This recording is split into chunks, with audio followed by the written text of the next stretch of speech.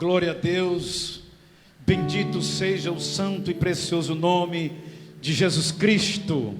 Nesta hora eu quero cumprimentar, saudar a todos os meus queridos e amados irmãos com a paz e a graça do nosso Senhor e Salvador Jesus Cristo. Vamos começar agora o nosso culto de ensino, culto de doutrina, culto de louvor, de adoração ao Senhor nosso Deus e Pai. E neste momento eu quero convidar o pastor Israel para estar aqui conosco agora, fazendo oração de abertura, entregando ao Senhor das nossas vidas, ao Senhor deste culto, para que Ele nos abençoe com a sua presença e com a sua palavra, e logo mais estaremos ministrando. Pastor Israel, fazendo esta oração no nosso culto online. Glória a Deus, aleluia. Cumprimento todos os amados irmãos com a paz do Senhor. Mais uma vez estamos aqui para cultuarmos, para adorarmos, para louvarmos o nome do Senhor nesse dia alegre que o Senhor nos concedeu. Peço que você aproveite este momento aí na sua casa, juntamente com a sua família, para estar louvando ao Senhor, adorando ao Senhor e ouvindo uma palavra de Deus que será ministrada nesta noite através da vida do nosso pastor para o seu coração. Em breve estaremos novamente juntos no templo, adorando ao Senhor. Mas enquanto isso, não podemos parar de anunciar, de proclamar a palavra que liberta, a palavra da verdade, a palavra que traz esperança, que é Jesus Cristo. E é isso que nós estamos fazendo nesses cultos, é anunciando Jesus Cristo. Então que nós possamos aproveitar este momento, se alegre, chame o seu familiar, chame o seu amigo, através do Facebook, comenta, compartilha. O nosso objetivo é que a palavra do Senhor seja expandida, é que a palavra do Senhor seja anunciada ao máximo de pessoas possíveis. Esse é o nosso principal objetivo através deste culto. Então eu te convido nesta noite a orar juntamente comigo, pedindo a graça, a bênção do Senhor sobre cada um de nós. Bendito Deus, Pai amado, nesta noite, Senhor, nós nos apresentamos diante de Ti, Pai.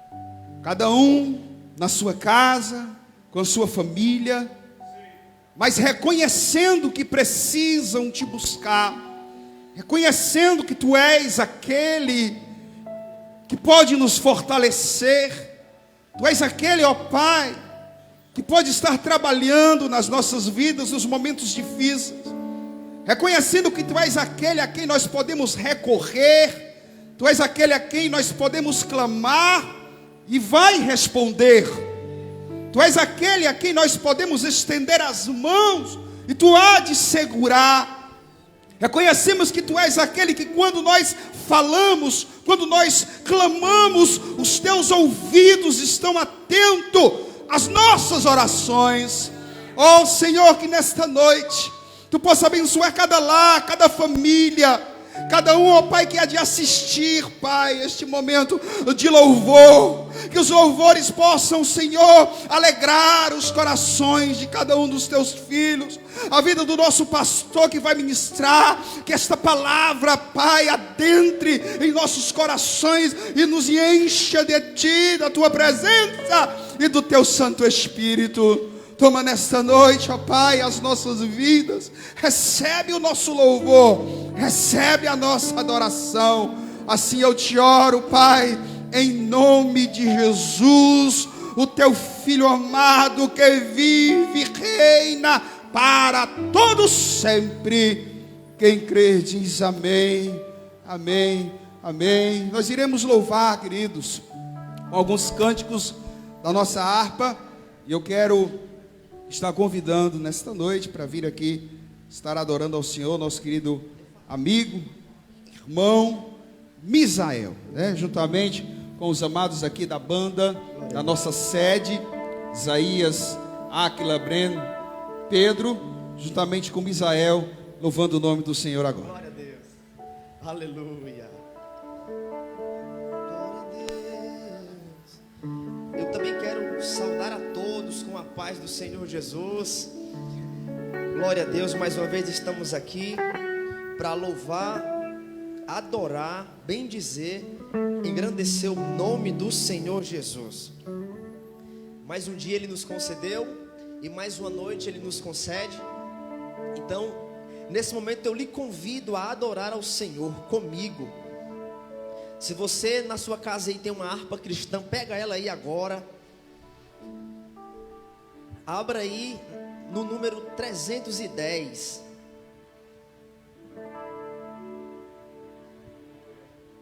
Para juntos podermos adorar ao Senhor Jesus. Mais uma vez o Senhor nos concede a oportunidade de louvar o nome dEle. Louvando a Deus pela vida do meu pastor Israel, pela vida do meu pastor Paixão. É sempre um prazer poder estar perto de quem você é liderado, de quem você é referência, de quem eu tenho como referência. Então, nesse momento, eu quero adorar ao Senhor, juntamente com você aí na sua casa, onde você está. Há uma oportunidade nesse momento da parte de Deus para conosco. É um privilégio para mim e para você termos a chance de louvar a Ele. E é verdade que nesse momento tem anjos louvando, exaltando Ele agora. Então é um privilégio sim, para mim e para você poder adorar a Ele também.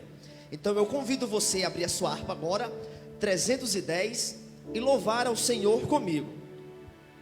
Dá um ré, vem. Dá em ré.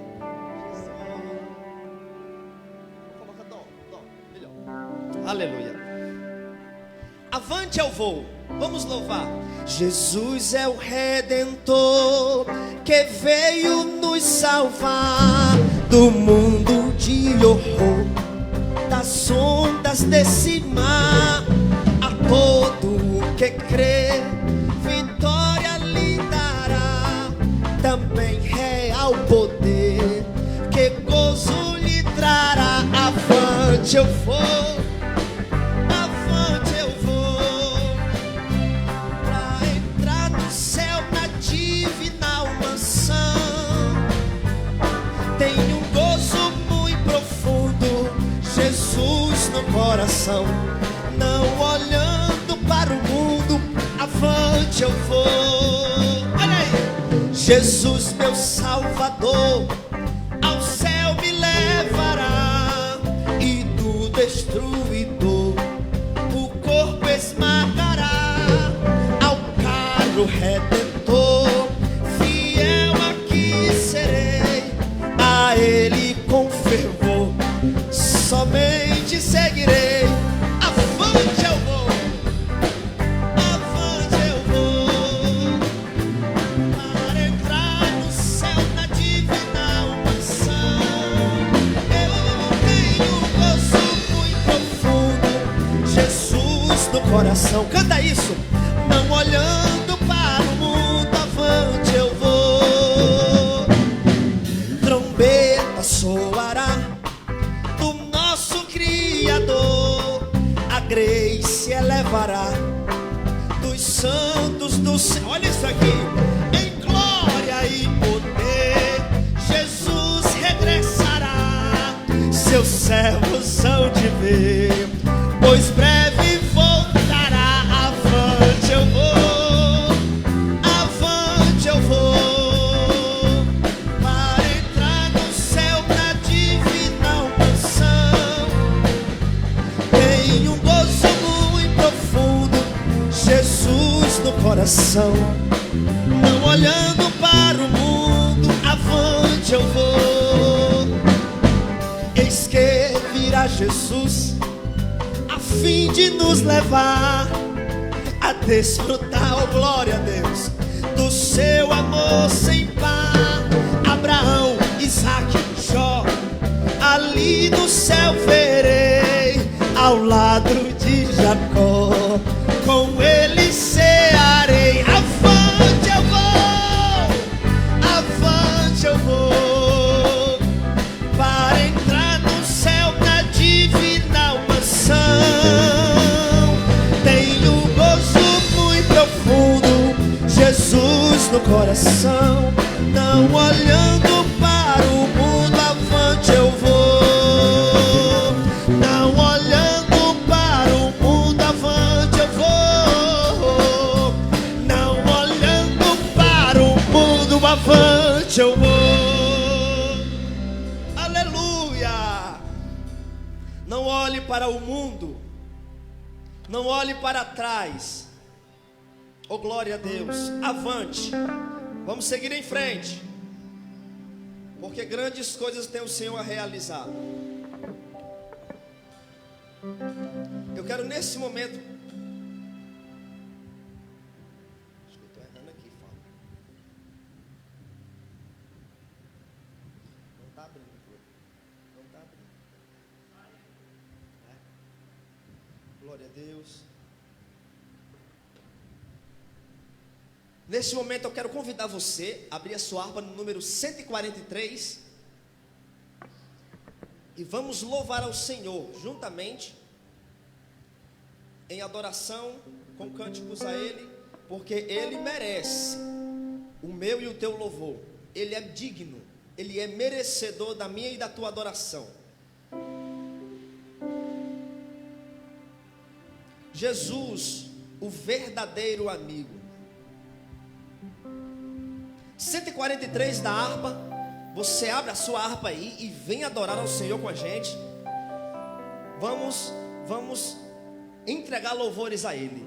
Tá em dó, né? Glória a Deus. Tu és pra mim um verdadeiro amigo.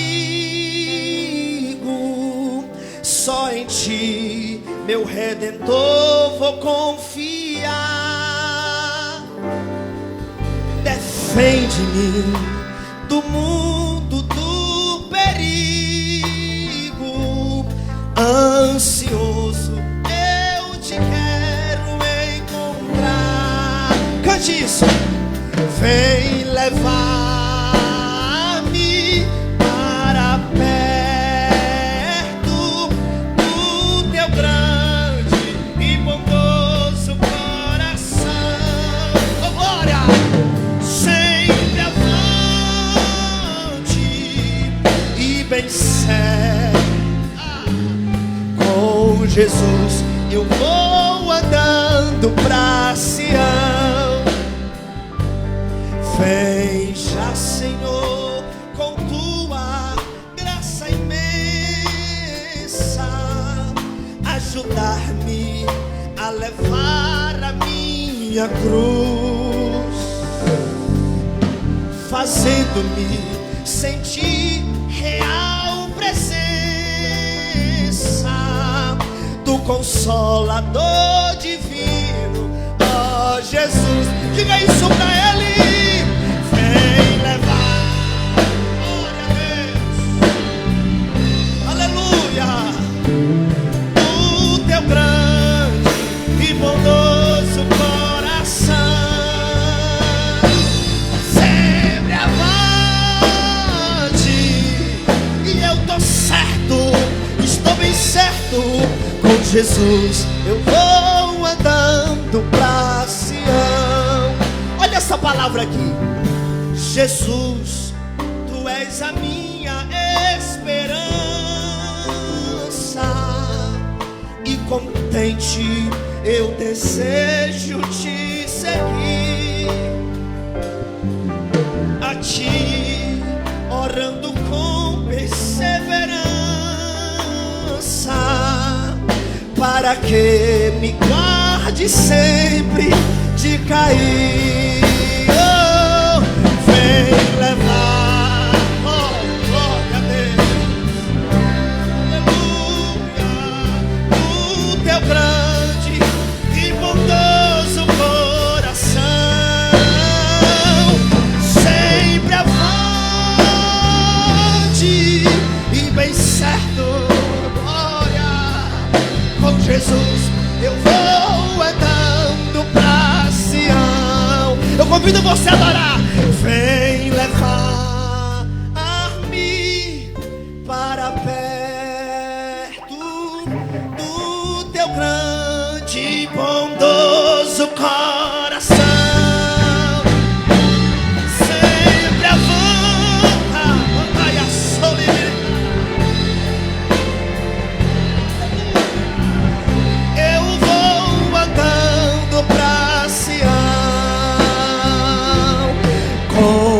Jesus, eu vou andando pra Sião.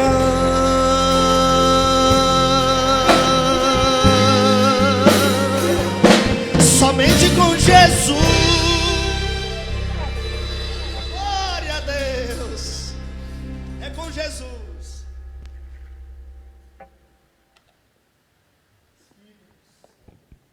Aleluia. Glória a Deus. Queridos, façamos uma leitura da palavra de Deus. Eu quero convidá-los a abrir as suas Bíblias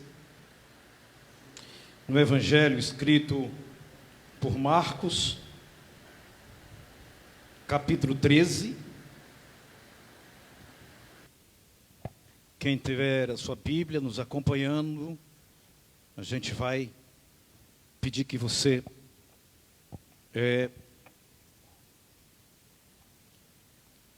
acompanhe conosco a leitura dessa passagem tão bonita.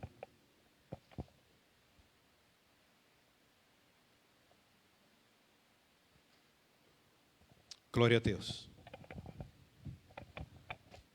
Marcos capítulo 13, a partir do versículo 28, diz assim: Aprendei, pois, a parábola da figueira.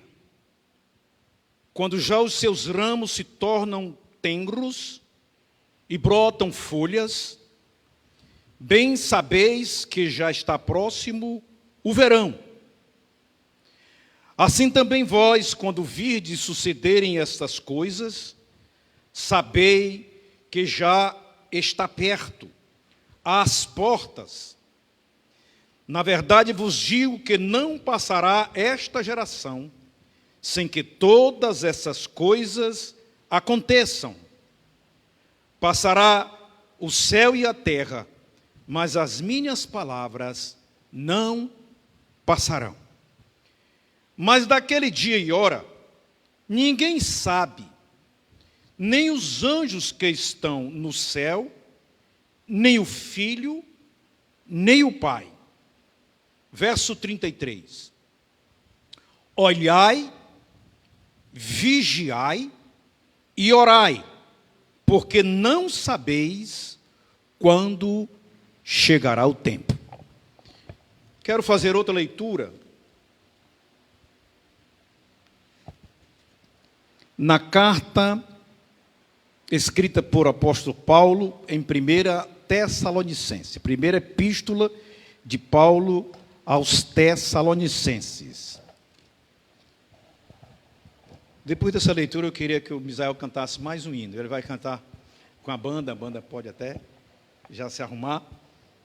Eu queria o 36 da harpa. Eu falo no começo, antes do culto, mas eu gostaria que você fizesse isso. 1 Tessalonicenses, complementando o que nós iremos meditar nesta noite, capítulo 4, 1 aos Tessalonicenses, capítulo 4, a partir do verso 13. Não quero, porém, irmãos, que sejais ignorantes acerca dos que já dormem, para que não vos entristeçais como os demais, que não têm esperança.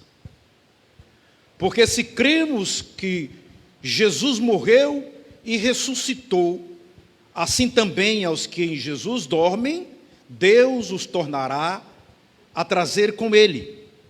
Dizemos-vos, pois, isto pela palavra do Senhor, que nós, os que ficarmos vivos para a vinda do Senhor, não precederemos os que dormem, porque o mesmo Senhor descerá do céu com alarido, e com voz de arcanjo, e com a trombeta de Deus.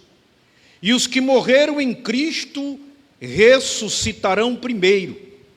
Depois nós, os que ficarmos vivos, seremos arrebatados junto com ele nas nuvens, a encontrar o Senhor nos ares, e assim estaremos para sempre com o Senhor. Portanto, consolai-vos uns aos outros com estas palavras: louvado seja o nome do Senhor. Vamos com mais um cântico, a banda pode vir, louvar a Deus. Eu quero fazer o pedido que seja o 36, o cântico da harpa.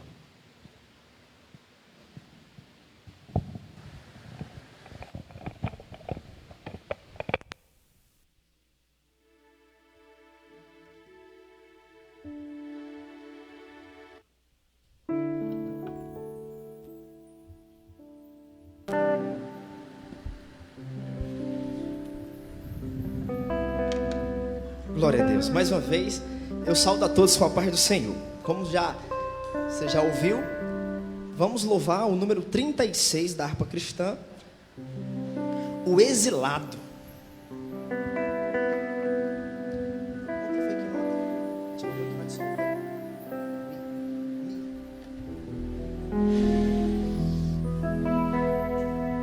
Da linda pátria estou bem longe, cansado estou.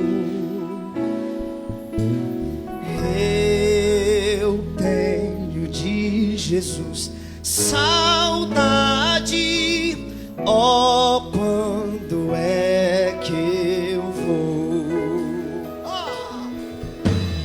Passarinhos, belas flores querem me cantar. São vãos terrestres esplendores, mas contemplo meu lar. Jesus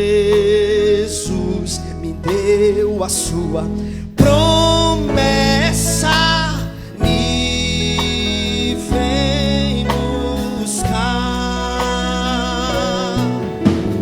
Meu coração está com pressa, eu quero já voar. Olha aí, meus pecados foram muitos, muito culpado sou. Porém, seu sangue põe-me limpo, eu para a pátria vou.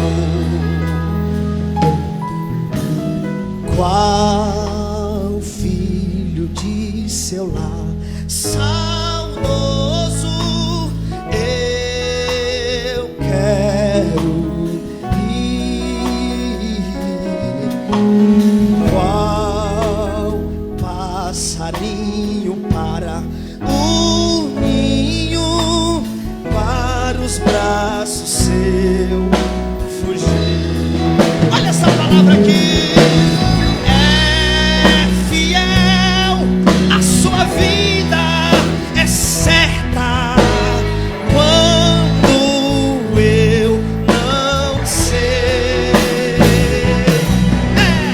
mas ele manda estar alerta, do exílio voltarei. Sua vinda aguardo eu cantando. Oh, glória a Deus. Meu lar no céu. Oh, glória. Seus passos hei de ouvir soando além do escuro pé. Passarinhos, passarinhos, belas flores querem me cantar.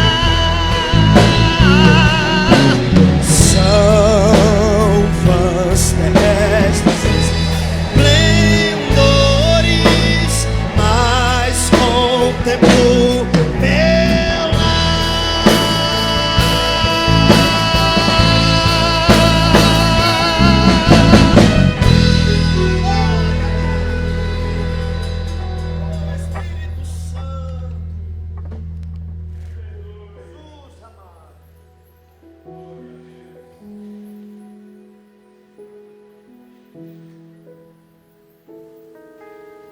Aleluia. Louvado seja o nome santo do Senhor Jesus Cristo. Eu amo tanto este cântico, esta melodia, este louvor que os meninos acabaram de entoar agora, o hino 36 da harpa. Ele é um cântico que tem uma história que envolve, né? Uma história que envolve. Ele foi feito por Justus Nelson, missionário norte-americano, missionou no Brasil ali por 1900, em torno de 1900, e ele desenvolveu a obra de Deus na região amazônica. E ele era do estado da Flórida, tinha muita saudade da Flórida, mas ele tinha mais saudade do céu do que da sua terra natal. Ele pegou o hino do estado da Flórida e colocou essa letra, a letra falando exatamente do lugar que ele tem tanta saudade, não é? E ele então, neste cântico, na segunda estrofe, ele diz: Jesus me deu a sua promessa, me vem buscar, meu coração está com pressa, eu quero já voar.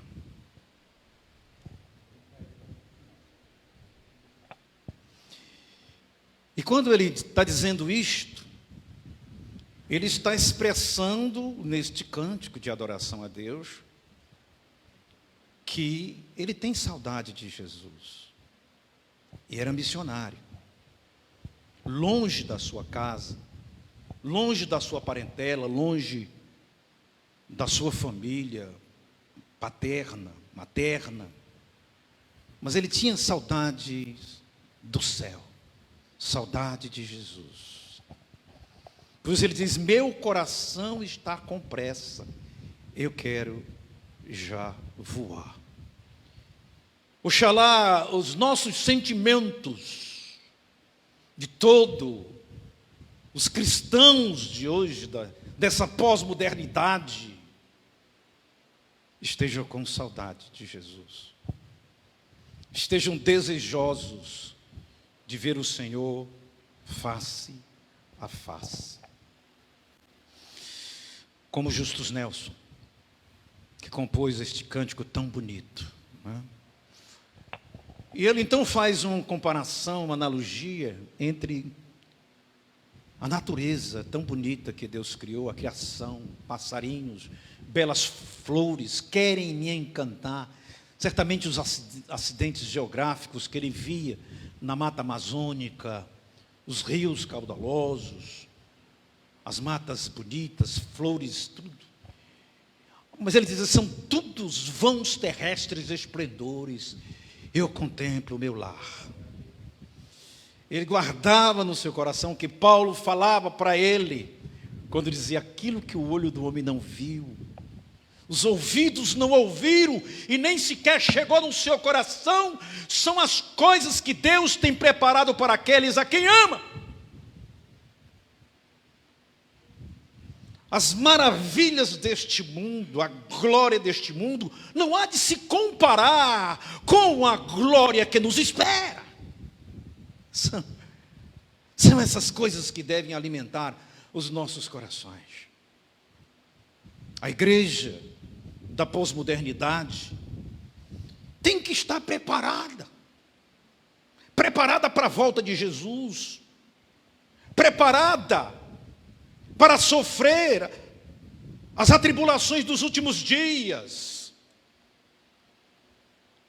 A igreja tem que estar pronta para isso, para não negar o nome de Jesus nos momentos das aflições, das atribulações, mas está cheia de bom ânimo, como diz Jesus Cristo, preparados, prontos para subir. E nós fizemos aqui uma leitura de Marcos 13. Marcos 13, na sinopse dos evangelhos, dos 3 evangelhos sinóticos, corresponde exatamente o sermão profético de Jesus, lá em Mateus 24 e 25, e lá em Lucas 21, está em Marcos 13. E nós lemos aqui ele começa falando acerca da parábola da figueira, e passa por 3 verbos seguidos no imperativo, em Marcos 13, 33, que me incomodam bastante, me invocam. Para mim é uma chamada de ordem de Deus: olhai, vigiai e orai. Esses 3 verbos me intimam a minha alma. Esses 3 verbos são atualizadíssimos, são intimações hoje, para a igreja.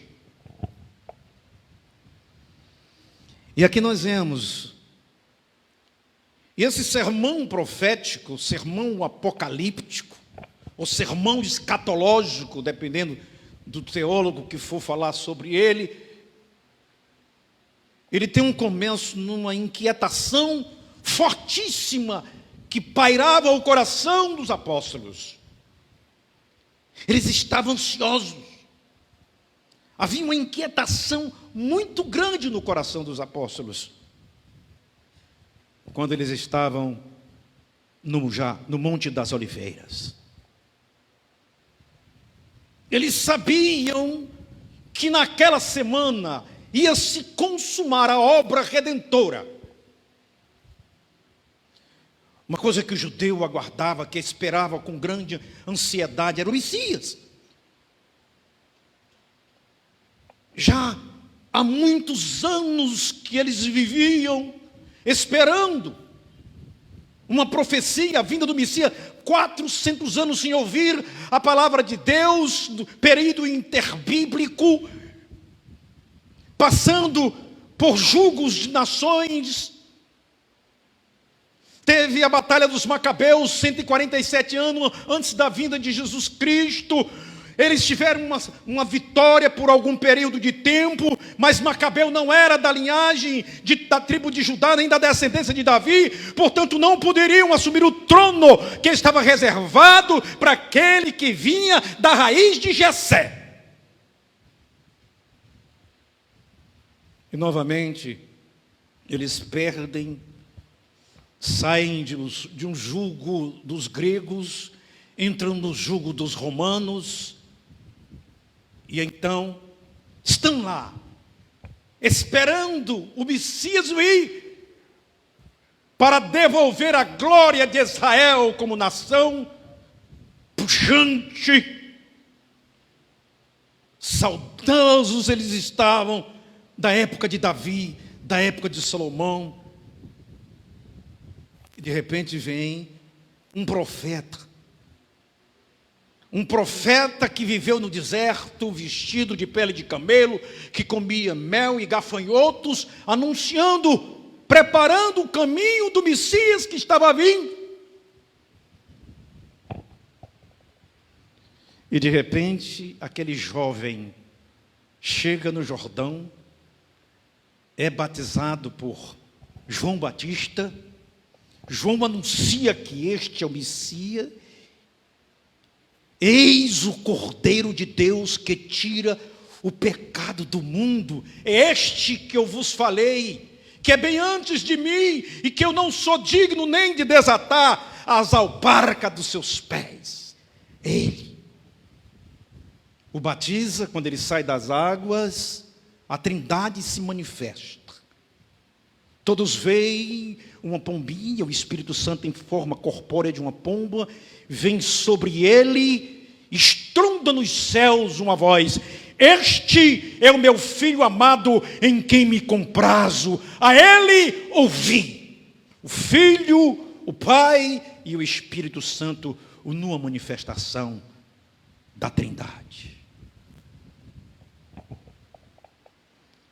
Ele regimenta aqueles homens, forma o seu staff apostólico, passa a fazer milagres, prodígios e maravilhas. No princípio eles olham para aquele jovem, ainda não tinham caído a ficha de que seria ele mesmo, mas após vê-lo fazer os milagres, prodígios e maravilhas, ao ponto de eles, de boca aberta, olhar para ele e dizer: quem é este que até o vento e o mar lhe obedecem? De onde veio tamanha autoridade? Eles passam a acreditar que eles estavam diante do Messias, daquele que iria libertar o povo de Israel. Porém, na cabeça deles, o que eles esperavam é que essa libertação fosse uma libertação geopolítica. Esperavam que houvesse uma libertação onde ele se levantaria como Davi, expulsaria os romanos das terras de Israel e implantaria um reinado semelhante ao reinado de Davi, seu pai. Eles não sabiam. E de repente, lá em João 13:33, depois de tantos milagres, de tantas coisas lindas, ele diz: filhinhos, ainda por um pouco estou convosco. Vós nos buscareis, como tenho dito aos judeus. Para onde eu vou, vós não podeis ir. Eu vos digo também, agora, como disse aos judeus. E quando ele está dizendo isso, Pedro começa a dizer: não, Senhor, para onde o Senhor for, eu vou também. E ele diz: Pedro, antes que o galo cante por 3 vezes, me negarás, Pedro. E quando ele vê que eles estão tristonhos, porque ele tinha dito: olha, convém que o Filho do Homem seja entregue nas mãos das autoridades, seja entregue nas mãos dos escribas e dos fariseus, e vão maltratá-lo, vão cuspir do seu rosto, vão puxar a sua barba, vão matá-lo, mas ao 3º dia eu ressuscitarei. Mesmo assim eles ficaram tristes, turbaram o coração, e em João 14:1 ele já começa a dizer: não se turbe os vossos corações, não se entristeçam. Na casa de meu pai há muitas moradas. Se assim não fora, eu nos vos teria dito: eu vou preparar-vos lugar, e quando eu for e vos preparar lugar, eu vou voltar para buscá-los, para que aonde eu estiver, vós estejais também. E é esse o desejo de Deus, que você esteja aonde Ele está. Sempre foi o desejo do nosso Pai Celestial, ter seus filhos aonde Ele está, no lugar de gozo, no lugar de glória. Esse é o desejo do nosso Pai Celestial. Mas vós já sabeis para onde eu vou, e já conheceis o caminho. Aí Tomé diz: Senhor, não sabemos para onde vai, não sabemos o caminho. Ele diz: eu sou o caminho, a verdade e a vida. Ninguém vem ao Pai senão por mim. Quando ele diz isso, ninguém vem ao Pai, ele se compara com Javé, com Iavé, com Jeová. Isso na cabeça de um judeu causa um conflito muito grande. Um homem em carne e osso se compara com o Todo-Poderoso, com o El Shaddai de Abraão.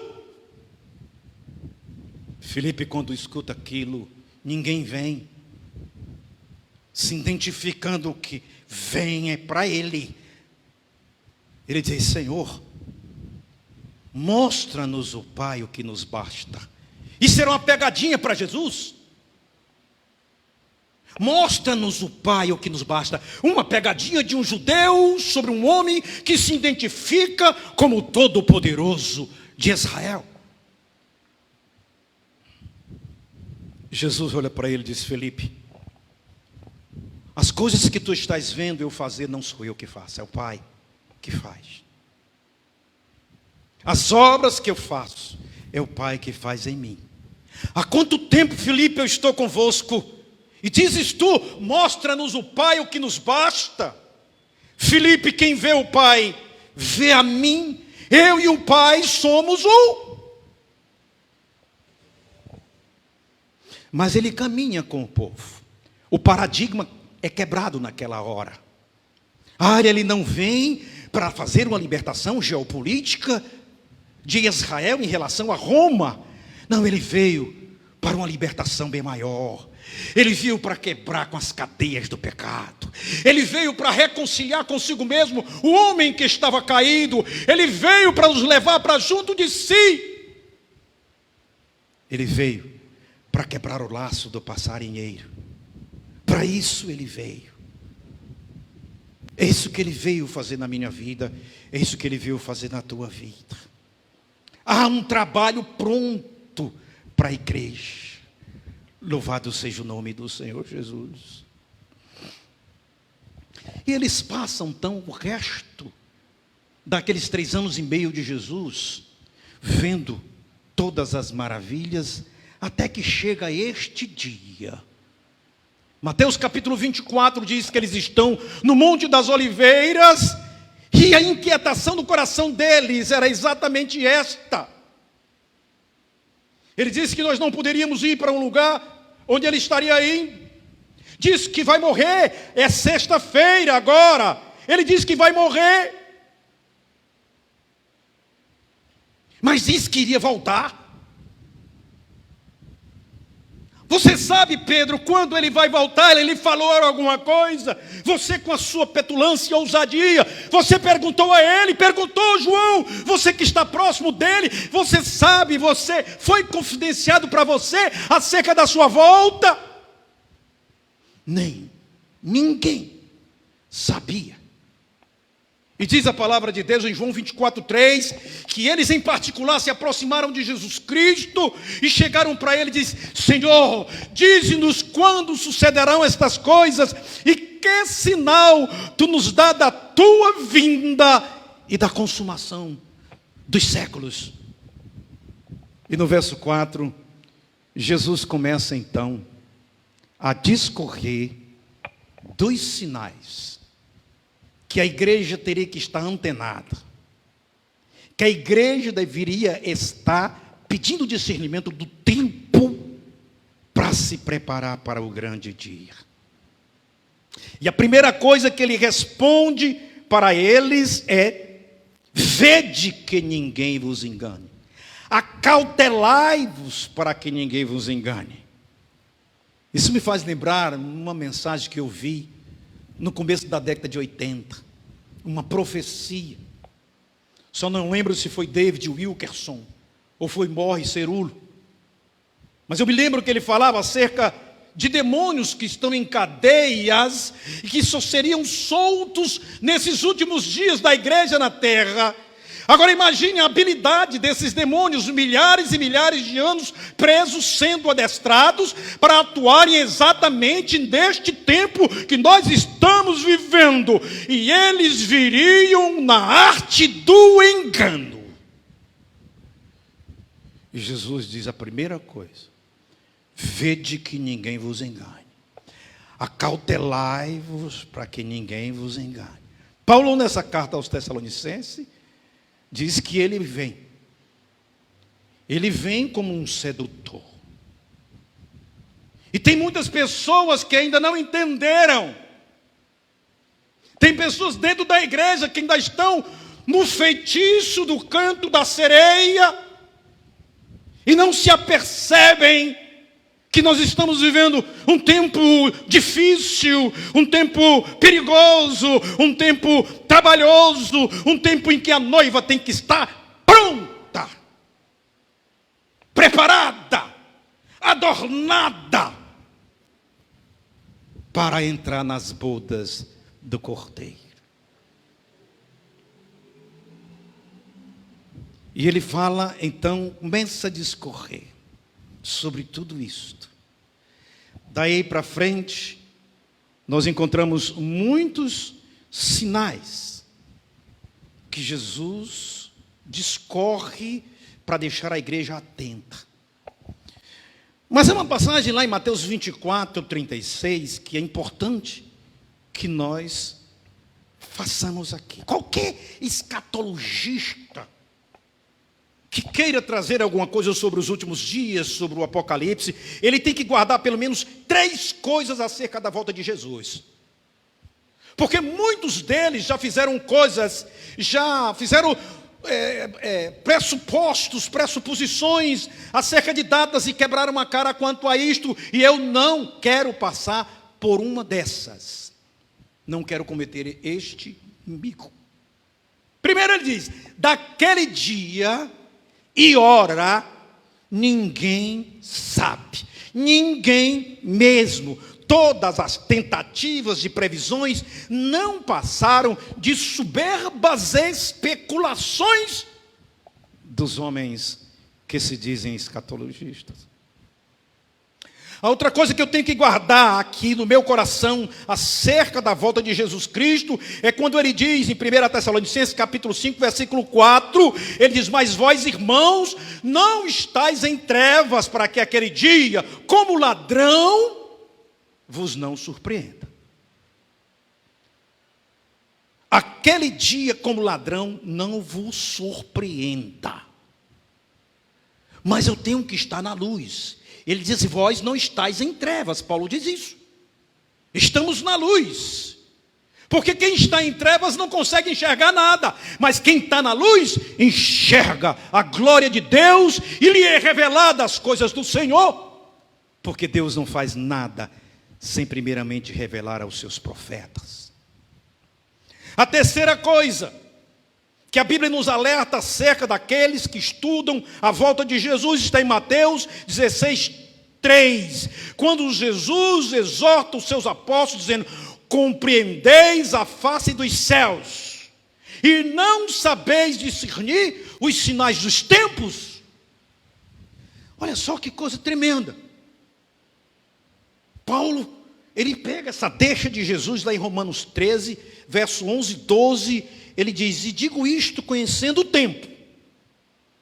Conhecer o tempo, que já é hora de despertardes do sono, porque a nossa salvação está agora mais perto de nós do que quando aceitamos a fé. A noite é passada e o dia é chegado. Rejeitemos, pois, as obras das trevas e vistamo-nos das armas da luz. Isso é vigilância. Mas vigilância com sobriedade e não com alienação. Eu tenho que estar vigilante, mas de forma sóbria, não de forma alucinada. Eu preciso apenas estar atento com a vida no altar e esperando o grande momento do toque da trombeta. Eu quero aqui fazer uma pequena síntese para os irmãos, rápido, acerca de alguns sinais que hoje nós vemos eles com proeminências. Hoje eles estão de formas destacadas. Eles são notórios. Eles são absurdamente às escâncaras. E, portanto, eu preciso estar atento a isso, discernindo o tempo. Lucas 21, no verso 10. Jesus diz assim: então lhes disse: levantar-se-á nação contra nação e reino contra reino. Quem, com todas essas comunicações que chegam a nós, e fora aquelas que estão às ocultas, porque não querem dar conhecimento à humanidade, não sabe que a maioria dos países estão em guerra. Algumas guerras escondidas, veladas, outras em conflitos bélicos. Nós temos no mundo hoje, na Wikipédia, diz que 50 países do mundo estão em guerra, em 44 guerras, há 70 anos que elas estão em guerra. Quem não sabe que nós vivemos uma guerra psicológica entre as nações? Quem não sabe que Gog e Magog está perto de acontecer? Quem não sabe que dentre essas nações comunistas, como Rússia e China, não estão prontas, preparadas, como as outras, para agredirem no primeiro momento, as nações democráticas para tomá-las? Quem? Em 21:11, Jesus disse: haverá terremotos, fomes e pestilências em vários lugares e coisas espantosas. Terremotos. Dia 10 e 11 agora de abril. Isso pode ir no YouTube que você vai ver lá. 15 vulcões entraram em erupção. 15. Dia 10 e 11 agora de abril. 15 vulcões. O mais destacado e conhecido, Krakatoa, ele lançou cinzas e fogo a 15 quilômetros de altura. Não é brincadeira, não. Se estivesse passando um avião por ali, fatalmente ele seria alcançado por aqueles bombardeios daquela erupção. Eles estão acontecendo. Gerou até um raio vulcânico. Para você ver, a explosão foi tão grande que ele atritou com as correntes elétricas do ar e lá em cima gerou um raio vulcânico. A natureza está começando a se declarar. A natureza está se manifestando da mesma forma que se manifestaram no dia em que Deus entregou a vida à humanidade naquela cruz. O céu não deu sua luz e a terra tremeu ao ponto que as penhas, as pedras racharam, se manifestando do grande ato de amor de Deus naquela cruz. E agora a própria natureza, a criação está se manifestando por conta da iniquidade do homem. Pestilências, enxames de gafanhotos tomaram vários países da África, alcançaram a Etiópia, alcançaram o Quênia, alcançaram a Somália, Djibouti, Eritreia, Sudão do Sul e Tanzânia. E a FAO, que pertence à ONU, o secretário da FAO, disse que um enxame desse, de gafanhoto, tem condições de, em um dia, comer a comida suficiente para 35 mil pessoas. E esses gafanhotos estão aí. A nuvem de gafanhoto que chegou no Quênia, ela foi 3 vezes maior do que a cidade de Nova York. Catástrofes naturais é o que nós vemos acontecer. Agora, eu vou passar rapidamente por ele. Coronavírus. A grande pergunta que se faz é: podemos aceitar o coronavírus como um sinal dos últimos dias? Por que não? Uma praga que está parando o mundo. Uma praga que está levando os templos a serem fechados, como nós estamos aqui, em todo o mundo. Uma praga que está levando as pessoas a se posicionarem de joelho e estarem em jejum, estarem em oração e em clamores pelas ruas da cidade. Enquanto isso, o inimigo está aproveitando. O comunismo está aproveitando, pegando carona nessa praga e fazendo o que ele gosta de fazer: maltratar as pessoas, como fez Lenin ou Stalin, que pregou uma galinha e disse: eu vou mostrar para vocês como é que se deve fazer com o povo. Me tragam uma galinha.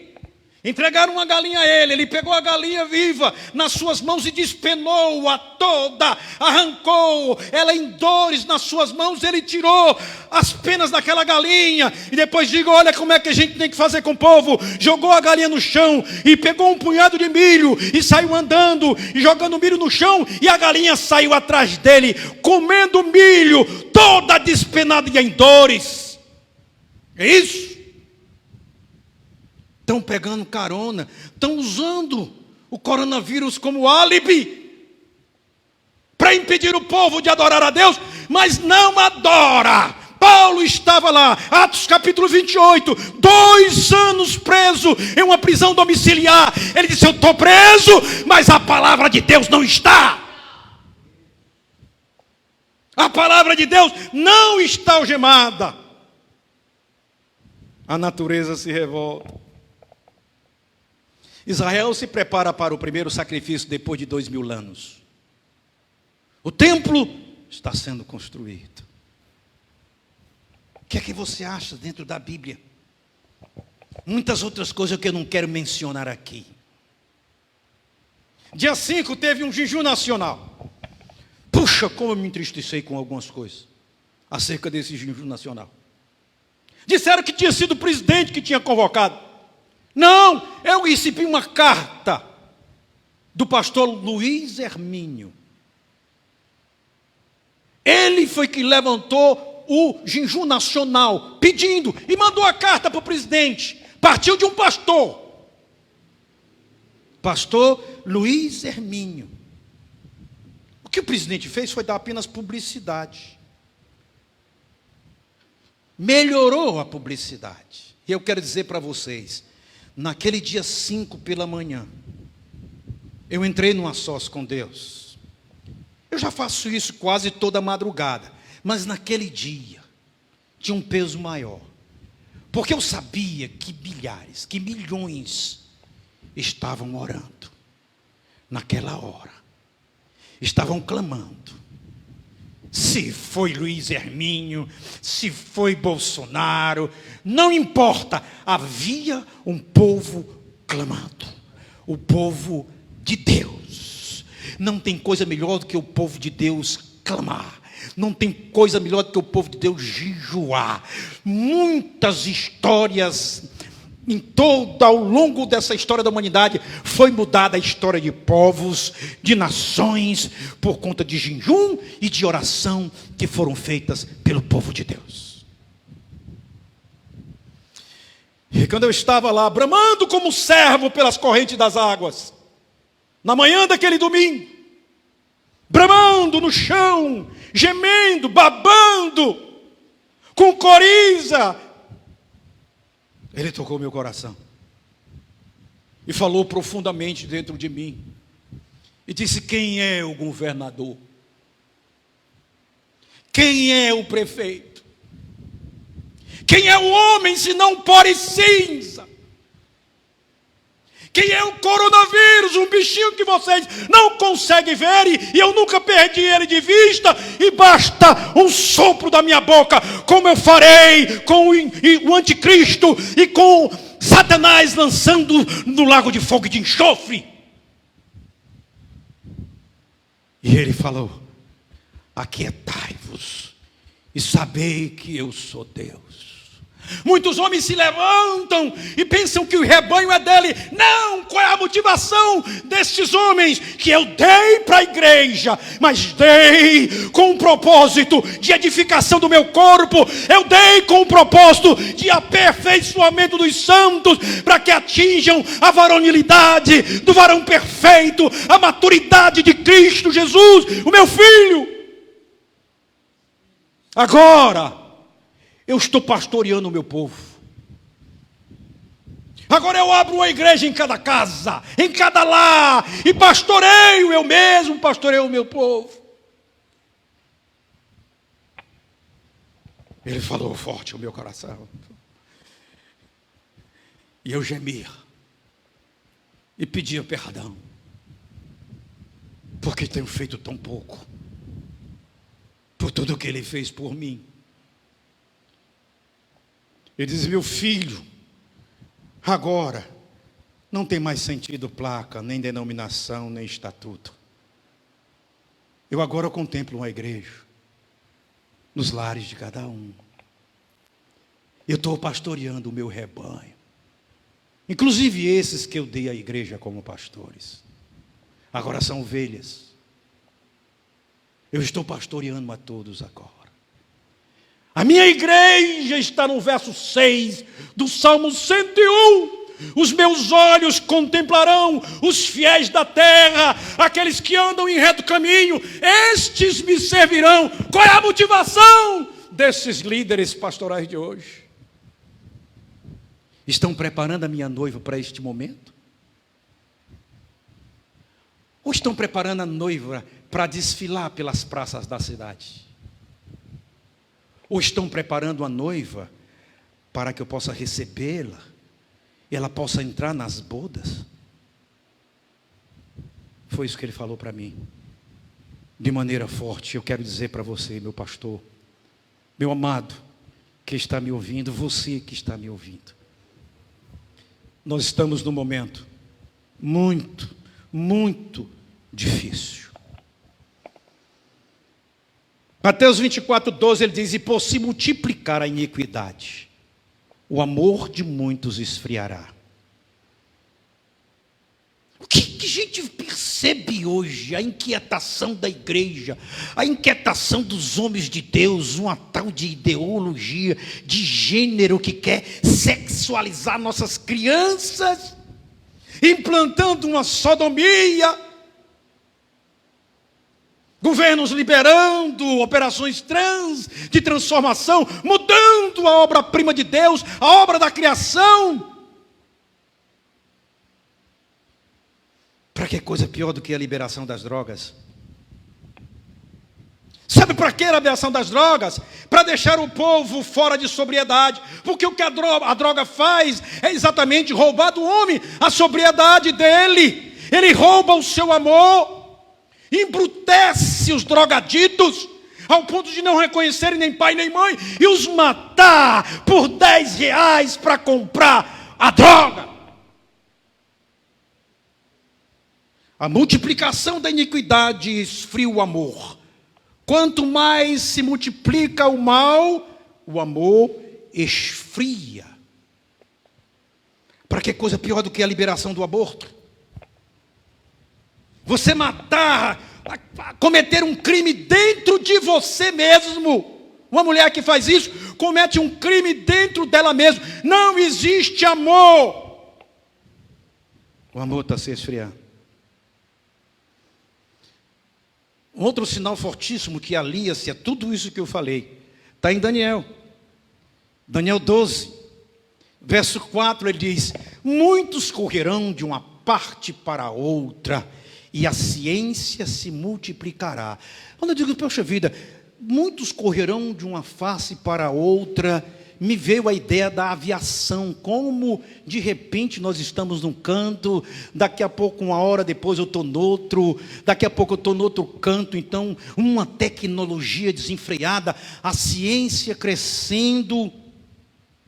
Tem sentido o Senhor dizer para Daniel: muitos correrão de uma parte para outra. A velocidade das viagens, a velocidade das comunicações, da internet, do século passado para este século, o avanço da ciência é assombroso. A tecnologia cresce em todas as áreas da ciência, a informática chega a nos assustar.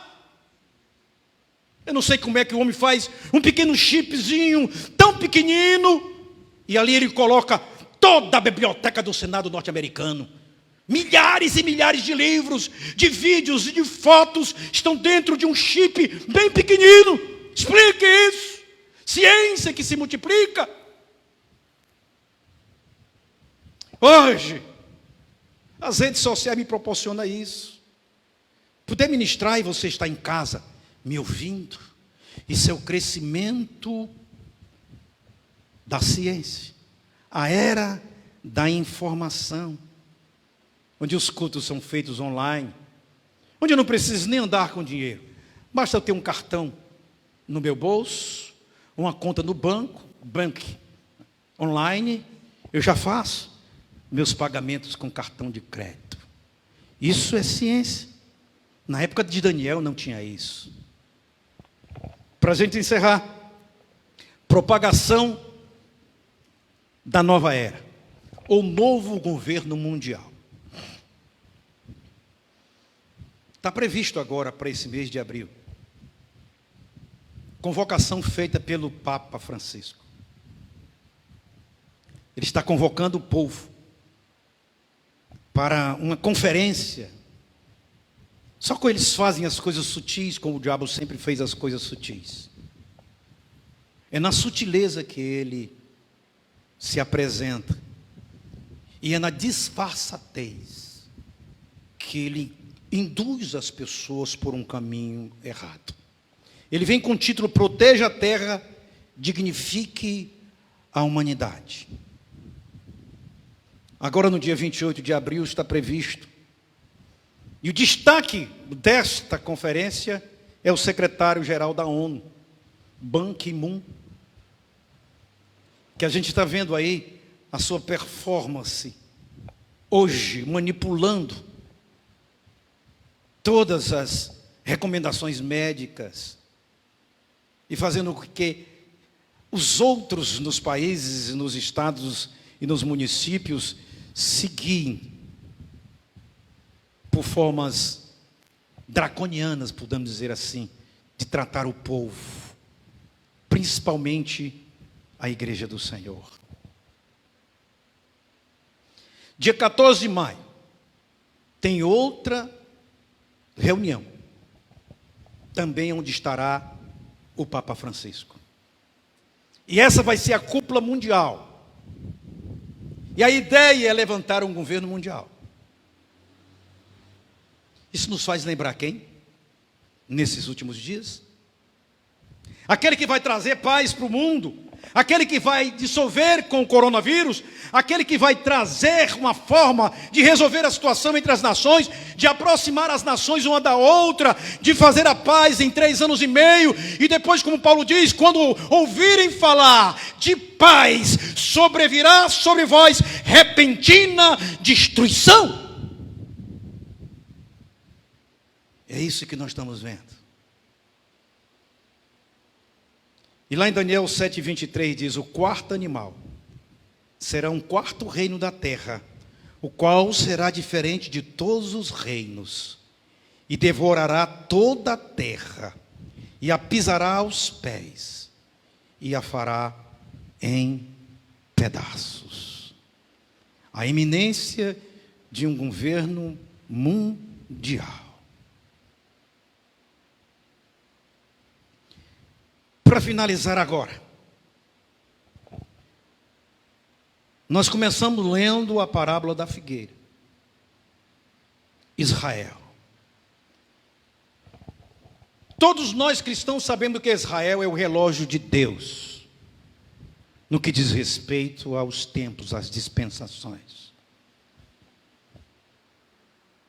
E ali o Senhor Jesus, no verso 32 do capítulo 24 de Mateus, ele sai de vários sinais que estavam acontecendo na sociedade, na natureza e tudo, e cria uma história.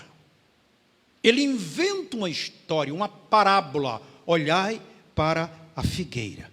Quando os seus ramos já crescem, como as suas folhas já brotam, é porque é chegado o verão. Nós sabemos que a figueira na Bíblia é símbolo de Israel. Que Jesus se reportava, não era uma árvore, mas era Israel.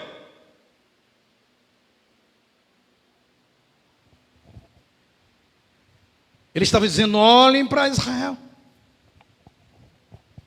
E em 1948, dia 14 de maio, exatamente no dia em que está prevista a reunião de cúpula, para criar-se ou desenvolver aquele que vai ser o governo mundial, exatamente no dia do aniversário de Israel, 14 de maio de 1948, O Congresso da ONU está reunido para ir julgar uma reintegração de posse de terras num processo feito por Ben-Gurion e Golda Meir, 2 judeus. E naquele dia, quem presidiu foi um brasileiro, Oswaldo Aranha, o presidente do Conselho da ONU. E ele põe em votação o projeto de reintegração de posse das terras de Israel. Israel perambulava pelo mundo há quase 2000 anos sem ter terra. Não era nação, era povo, porque não tinha uma região geopolítica onde se estabelecesse. E quando se põe em votação, uma coisa que ninguém esperava que aquilo acontecesse. Jamais se imaginava que Israel pudesse conquistar suas terras de volta, tê-las novamente. Os árabes eram muito fortes quanto a isso. Eles dominavam com seus dinheiro, com seus petróleos, com os petrodólares. Foi preciso um trabalho de formiguinha entre os conselheiros todos do Conselho da ONU para que ele pudesse conquistar o voto. Mas o Brasil estava lá. O nosso país, o Brasil, estava lá. E de repente, quando nem a reportagem, os jornalistas que estavam todos presentes naquele evento jamais imaginavam que Israel pudesse ter essa conquista. Israel conquista os votos para a reintegração de posse em 14 de maio de 1948.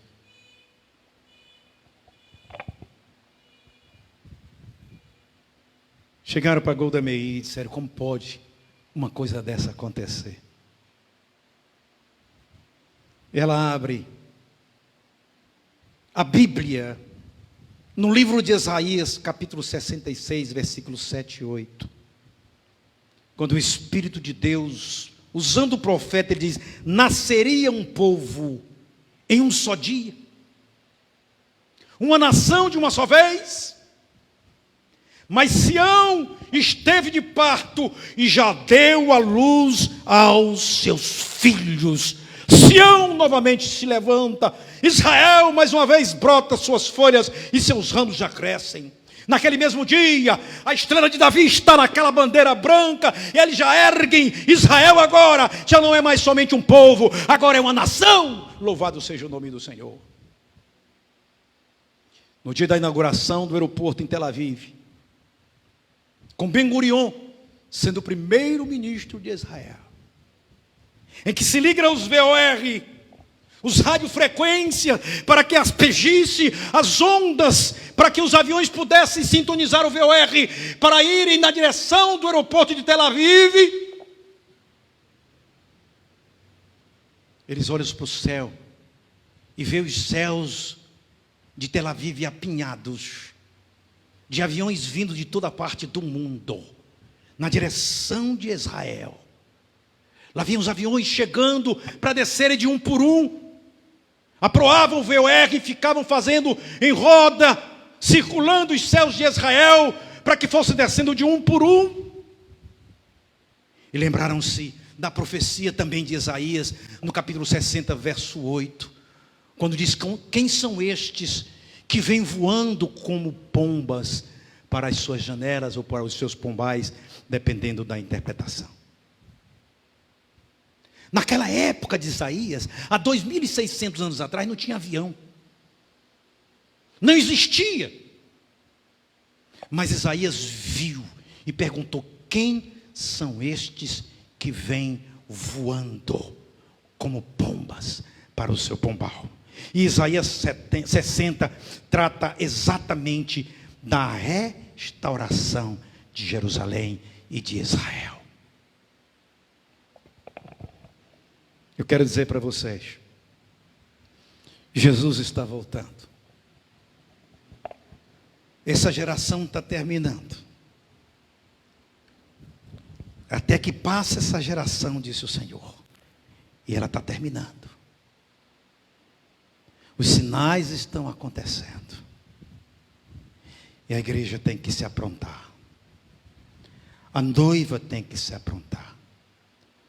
Jesus disse que eu estou preparando uma noiva sem mácula, sem ruga alguma, para apresentar a mim mesmo. Igreja do Senhor, se prepare. Diante de todos esses sinais, você pode dizer: pastor Paixão, o senhor está preocupado com todos esses sinais? De modo algum.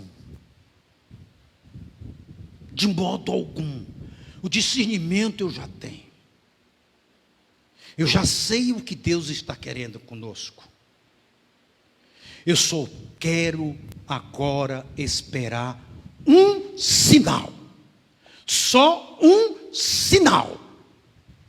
Os meus ouvidos estejam abertos, estejam atentos para ouvir o meu nome ser chamado na glória. Para ouvir o toque de uma trombeta lá na glória. Porque eu sei que ele já está de pé, só esperando, já está com a trombeta na mão, só esperando a ordem do Pai. Toca a trombeta, chama o nome dos meus filhos, e a igreja vai subir gloriosa ao encontro do Senhor nos ares. Louvado seja o nome do Senhor. Vamos louvar a Deus. Agora vem para cá, que nós vamos louvar. Vamos concluir agora com este louvor maravilhoso. Eu quero dizer que você que está me ouvindo, que ouviu essa mensagem, prepare seu coração, prepare o seu coração. Jesus está voltando e nós vamos vê-lo já já.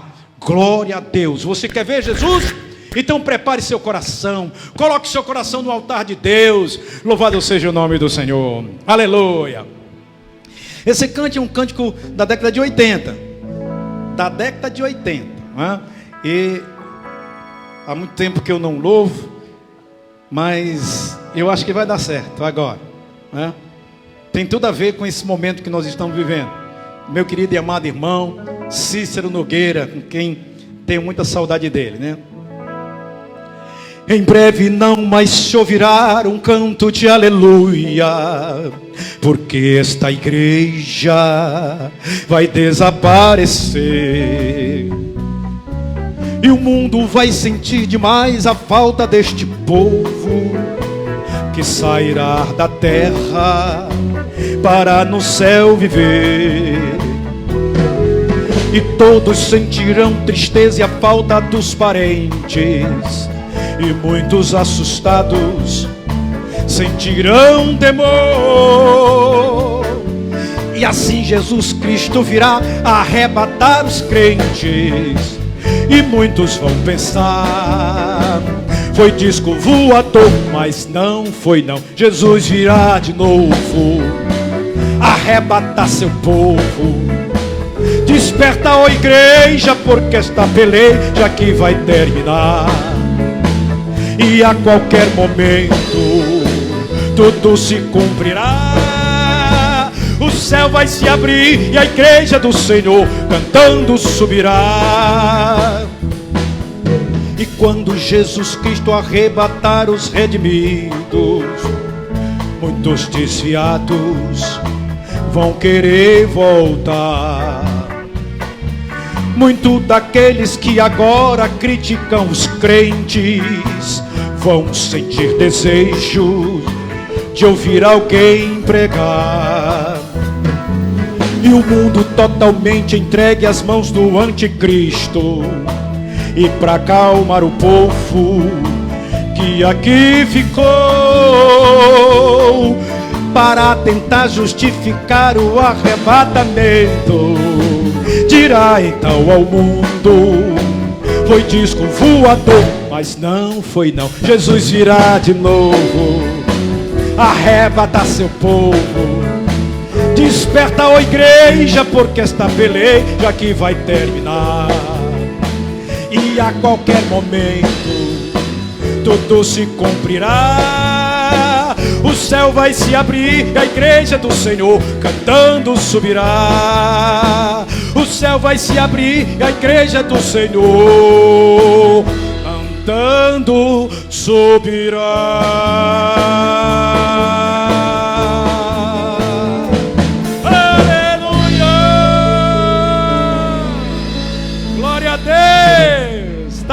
perto, está perto. Guarda o que tens para que ninguém tome a tua coroa. Nós vamos agora, irmãos, orar. Sexta-feira nós temos a escola bíblica dominical. Aliás, não é dominical porque é na sexta, né? A escola bíblica na sexta-feira, era para ser no domingo, mas nós estamos fazendo às sextas-feiras. Então, os meus amados irmãos estejam prontos para que possamos caminhar aprendendo com Jesus. Quero chamar pastor Israel para nos ajudar a fazer o final, a oração final, e depois estaremos dando as bênçãos apostólicas.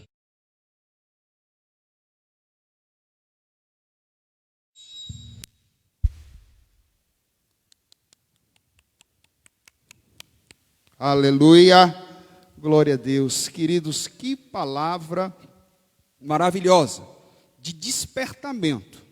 Desperta, ó igreja, porque a peleja vai terminar, e Jesus está às portas.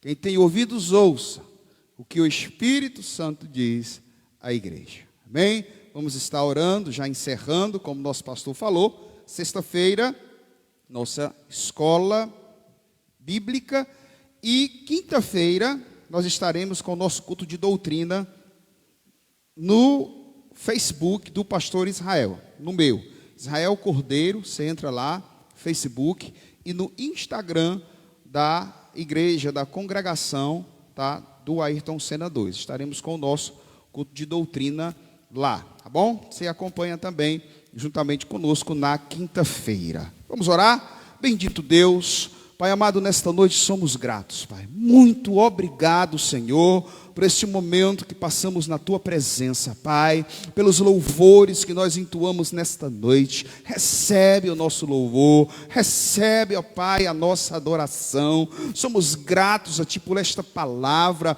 uma palavra que edifica, Pai, que fortalece a nossa caminhada, Pai, que nos desperta, Senhor, a estarmos mais pertinho de Ti, a Te buscar, ó Pai, a colocar as nossas vidas, ó Pai, diante de Ti, porque Tu estás próximo, Senhor. Que a Tua bênção repouse sobre a vida de cada um dos meus irmãos que nos acompanham, ó Pai, que nos ouve e nos assiste nessa noite. Assim eu Te agradeço, Pai, por todas essas bênçãos, em nome de Jesus.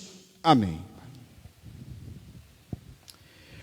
A graça e a paz do nosso Senhor e Salvador Jesus Cristo, o amor e as misericórdias do nosso Pai Celestial, a comunhão, as consolações, a direção e o poder do Divino Espírito Santo, sejam com todos nós, o povo do Deus vivo, em toda a face da terra, para todos sempre. Amém. Paz do Senhor para todos. Um beijo no coração.